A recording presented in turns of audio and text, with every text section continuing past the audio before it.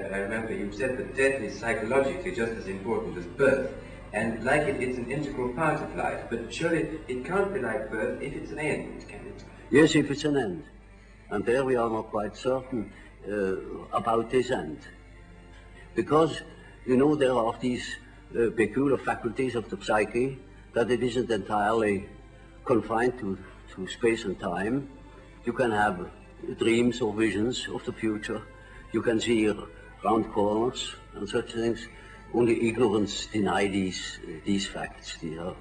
It's quite evident that they do exist and have existed always.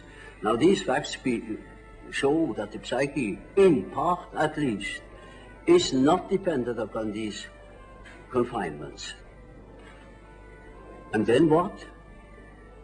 When the psyche is not under that obligation to live in time and space alone, and obviously it doesn't, then to that extent the psyche is not submitted to those laws. And that means a practical continuation of life, of a sort of psychical existence beyond time and space. Do you yourself believe that death is probably the end, or do you believe that? Well, I can't say. You see, the word belief is a difficult thing for me. I don't believe.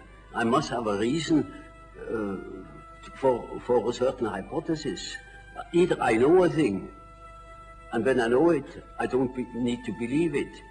If I don't allow myself, for instance, to believe a thing just for the sake of believing it. I can't believe it.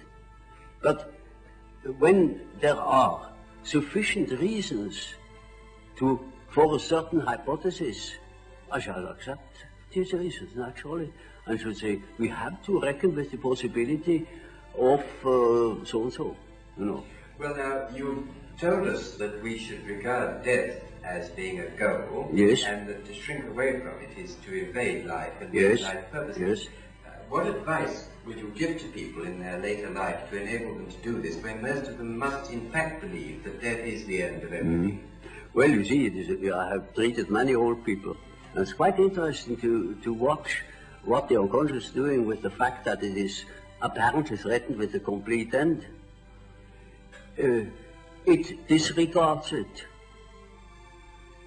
Life behaves as if it were going on. And so I think it is better for old people to live on, to look forward to the next day, as if he had to spend centuries. And then he lives properly. But when he is afraid, when he doesn't look forward, he looks back, he petrifies, he gets stiff and he dies before his time. But when he is living on, looking forward to the great adventure that is ahead, then he lives.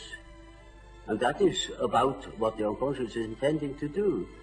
Of course, it's quite obvious that we are all going to die, and this is the sad finale of everything.